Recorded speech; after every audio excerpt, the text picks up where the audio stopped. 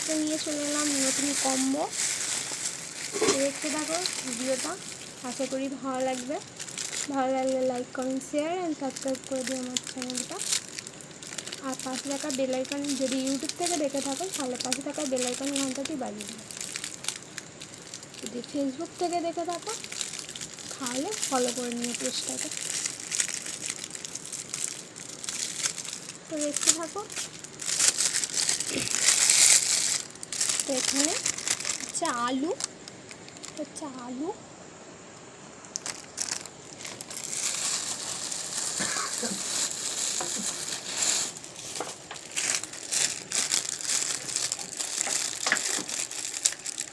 এটাও সেমনি আলু।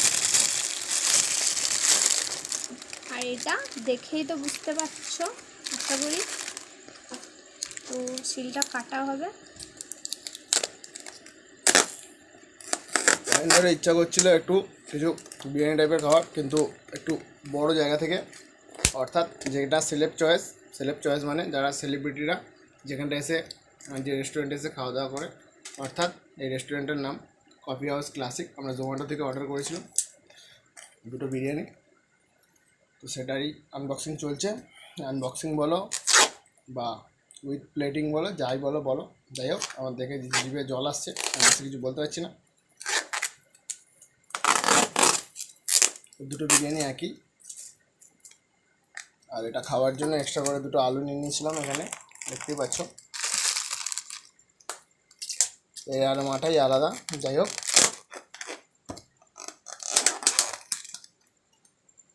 This is coffee house classic special biryani, অর্থাৎ দেখতেই পাচ্ছ এখানটায়। অ্যাকচুয়াল আমাদের ইচ্ছে ছিল যে